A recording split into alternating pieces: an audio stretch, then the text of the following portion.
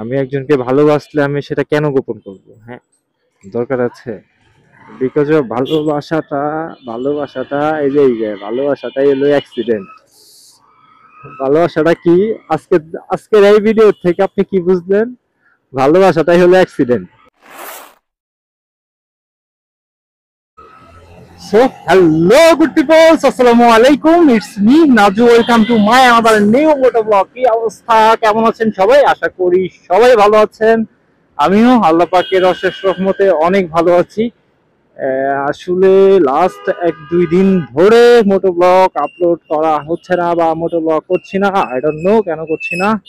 তাই এই দেশের মানে ফার্স্ট ক্লাস সিটিজেন, ওদের জন্য আমাদের রাস্তা বন্ধ করে রাখবে। হঠাৎ এমন একটা দেশে বসবাস করি, সবার দেশ তো ছাড়তে পারলেও আছে। মানে ওদের সময় সময় আর আমাদের সময় সময় না, আমাদের সময়ের কোনো ভ্যালু নাই, ওদের সব সময় মানে যথেষ্ট মূল্যবান সময়। অন্য দেশের প্রেসিডেন্ট গুলো এদের কোনো প্রোটোকলই লাগে না, আর এরা মানে what is this? যাই হোক, তারা নাই, জোর যার মূল্য তার। এটাই এটাই বাংলাদেশ। আপনি বিশ্বাস করেন বা না করেন, it's up to you, but জোর যার মূল্য তার, এটাই বাংলাদেশ। যাই হোক, বাংলাদেশ নিয়ে কথা না বলি, মাতৃভূমি বলে কথা, নিজের দেশকে কি বাজেভাবে রিপ্রেজেন্ট করতে পারি? কখনোই না। সুন্দর দেশ, সুন্দর দেশ, বা সিস্টেমের কথা যদি বলি খুবই বাজে।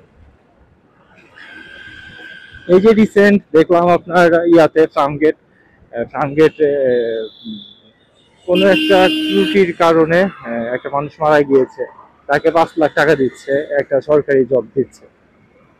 হোয়াট আ সিস্টেম ভাই! এটা কোনো রুলস যে 5 লাখ টাকা দিল, একটা জব দিল?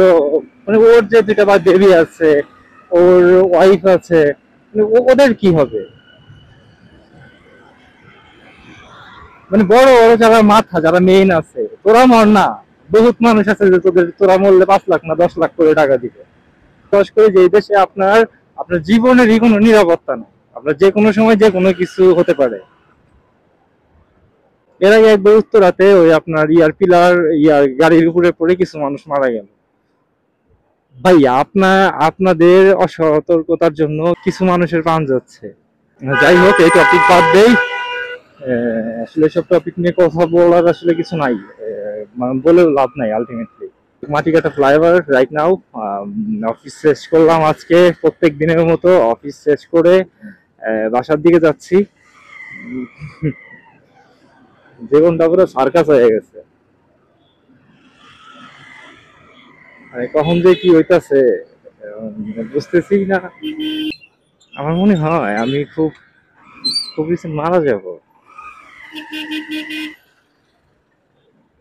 হ্যাঁ, আই ডোন্ট নো আমার কেন মনে হয়। মারা গেলে ভাই মাফ সাফ করে দেন আপনারা সবাই। আসলে এই যে দরজা, এটাতে তো তাও মোটামুটি গেটের ভিতরে আছে। কিছু কিছু সময় আমি যখন উত্তরায় যাইতাম, তখন বসুমতীতে একদমই দাঁড়ানোর জায়গা থাকতো না। আমার দেখা যেত যে আমার অলমোস্ট কালচি বা ইসিবি পর্যন্ত আহ, একদমই মানে বাহিরে ঝুলে ঝুলে যেতে হইতো। তো আল্লাহ পাকের কাছে লাখ লাখ শুক্রিয়া, সেইখান থেকে এখন আর এই প্যারাটা হয় না। কারণ লোকাল বাসের যে এই জার্নিটা বা লোকাল বাসের যে প্যারাটা, এটা আমি আসলে খুব করেই ফেস করেছি। এমনও সময়, কিছু কিছু সময় মনে হইতো যে যখন ওই বাহির থেকে লোকাল যে উম, মানে গেটটা যে থাকে, গেটের স্টিল ধরে দাঁড়ায় থাকতাম। কিছু কিছু সময় মানে হাতে আর নিতে পারছি না, যদি ইন কেস যদি আমি হাতটা ছেড়ে দেই বা হাতটা যদি ফসকে যায়, ডিরেক্ট মার্ডার। আসলে কি করার বলেন, জীবিকার তাগিদে এ, করতেই হয়। হাত ছিঁড়ে গেলে যদি মার্ডার হয়, তো কিছু করার নাই। মরে গেলে তো তাও হিসাব নিকাশ সব চুকেই গেল, ঝামেলা নাই, ঝামেলা ক্লিয়ার। অনেক কষ্ট করেছি, বাইকার সাথে কষ্টগুলা অনেকটাই অনেক অংশেই লাঘব হয়ে গিয়েছে, আলহামদুলিল্লাহ।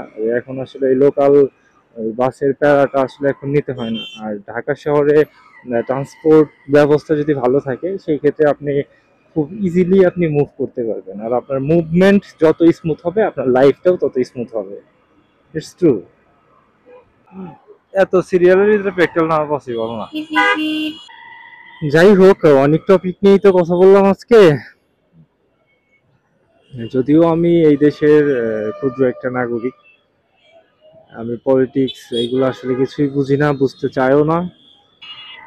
যাই হোক, সরি ফর দ্যাট, এগুলো আমি আসলে এইভাবে কথা বলার জন্য। যাই হোক, যেটাই হোক, গুড পিপলস, প্যারা নাই, চিল চিল, হ্যাঁ চিল, ভরপুর চিল। খুব সুন ইনশাআল্লাহ মহেরা জমিদার বাড়িটাকে আমি চেষ্টা করব আমার মতো করে তুলে ধরার। তবে এই বাড়ির আসলে ভিডিও করতে নিয়ে আমার আসলে একটা জিনিস নিয়ে খুব প্যারা হচ্ছে, যে মিউজিক সিলেকশন, আসলে কি টাইপের মিউজিক দিলে ভালো হয়, বা বিকজ অফ জমিদার বাড়ি বলে কথা, মিউজিকটাও একটু মানে জমিদারি জমিদারি একটা ব্যাপার দরকার মিউজিকের ভিতরে। যদিও আমি আসলে এডিটিং সম্পর্কে ওইভাবে কিছু বুঝি না, আমি আহামরি এডিট করতে পারি না, যতটুকু পসিবল বা যতটুকু পারি ততটুকুই আপনাদের মাঝে তুলে ধরার চেষ্টা করি। পারমিশালি করে জীবনটা যাচ্ছে, কোনো কিছুই প্রপারলি পারি না, যখন যেটা দরকার হচ্ছে তখন আসলে ওটার সাথে অ্যাডজাস্ট করে নিতে হচ্ছে। তো আমার যেহেতু ইচ্ছা বা ভাল লাগে ভিডিও করতে, আমি যেটা করি, ভিডিও করি, ভিডিও করার পরে বাসায় গিয়ে এগুলো একটু নিরিবিলি দেখি, যতটুকু ভালো লাগে ততটুকু আপনাদের পাশে দিয়ে দিই। আর আমি ভিডিওর মাঝে যে মাঝে মাঝে কি বলি, আল্লাহ, এগুলা যদি কেউ শোনে স্টপ করে মারা যাবে। ব্লু কালারের একটা শাড়ি পরেছে আই থিঙ্ক, আর হোয়াইট কালার ব্লাউজ। এখন হয়তো ইউনিভার্সিটিতে পড়ে। আপুটা শরীরের রং কালো, বাট সুন্দর লাগছে। যাই হোক, গুড পিপলস, সুন্দরকে সুন্দর বলাই যায়, সুন্দরকে সুন্দর বলাটা অন্যায় না বা পাপ না। আমি এই কাজটা আমি একটা এক্সপিরিয়েন্স শেয়ার করি আপনাদের সাথে। লাইক হয়েছে কি, যে আমি যাচ্ছি, বাসে যাচ্ছি, কোন একটা মেয়েকে দেখেছি বা কোন একটা ভাইয়াকে দেখেছি, কোন একটা আপুকে দেখেছি বা কোন একটা আন্টিকে দেখেছি, যে তাকে দেখে আসলে খুব শান্তি লাগছে, বা বের হওয়ার পরে মাইন্ডটা খুব ডিস্টার্ব, বাসে যাচ্ছি, কেউ একজন পরিপাটি হয়ে আছে, দেখতে খুব সুন্দর লাগছে, হয় না এটা কিন্তু সব সময় না, হয় মাঝে মাঝে হয় এরকম যে সুন্দর। তো আমি যে কাজটা করি, আমি এরকম সৌন্দর্য দেখলে আমি আসলে এটা কখনোই নিজের মাঝে লুকিয়ে রাখি না, আমি তাকে গিয়ে ডিরেক্ট বলি যে ভাইয়া আপনাকে সুন্দর লাগছে, আপু হলে আপু আপনাকে সুন্দর লাগছে, আন্টি হলে আপনাকে, আন্টি হলে আন্টি আপনাকে সুন্দর লাগছে, অনেক সুন্দর লাগছে, একটু বেশি সুন্দর লাগছে আজকে। কারণ খুব বেশি সুন্দর না লাগলে ভিতর দিয়ে যায় একটু। আসলে মানে খুব বেশি সুন্দর না লাগলে আমি যদিও বলি না, এই আর কি বিষয় আসলে। আমি আমার ভালো লাগাটাকে সবসময় প্রকাশ করার চেষ্টা করি। আর ভালো লাগাটা আসলে প্রকাশ করাটা আসলে অন্যায় না, আমার মনে হয় যে বরঞ্চ যেটা গোপন করাটা অন্যায়। আমি একজনকে ভালোবাসলে আমি সেটা কেন গোপন করব? হ্যাঁ, দরকার আছে? বিকজ অফ ভালোবাসাটা, ভালোবাসাটা এই যে ভালোবাসাটাই হলো অ্যাক্সিডেন্ট। ভালোবাসাটা কি, আজকে আজকের এই ভিডিও থেকে আপনি কি বুঝলেন? ভালোবাসাটাই হলো অ্যাক্সিডেন্ট। এই টপিক নিয়ে আর কোনো কথাই হইব না। জীবন রে জীবন, কি যে শুরু করছিস তুই আমার লাগে, আল্লাহ। না, বাই দ্য গুড পিপলস, আমি আসলে যে যেটাই করছি আসলে মজা করে করছি। আলহামদুলিল্লাহ, আমি এখন যেভাবে আছি, বা আল্লাহ পাক আমাকে যেভাবে রেখেছে, আল্লাহ পাকের কাছে লাখ লাখ শুকরিয়া, যে আল্লাহ পাক আমাকে এতটা সুস্থ রেখেছে যে আমি রাইট নাও আপনাদের সাথে কথা বলতে পারছি, বা আমার কথাটা আপনার কান পর্যন্ত পৌঁছাইতেছে। এর জন্য আসলে আল্লাহ পাকের কাছে লাখ লাখ শুকরিয়া। আল্লাহ পাক এরকম ভাবেই সুস্থ রাখুক, সবাইকেই সুস্থ রাখুক, কারণ সুস্থতা আল্লাহ পাকের অশেষ নিয়ামত। অনেক মানুষ অসুস্থ আছে, আল্লাহ পাক তাদের সুস্থতা দান করুক। তবুও জীবন যাচ্ছে কেটে জীবনের নিয়মে।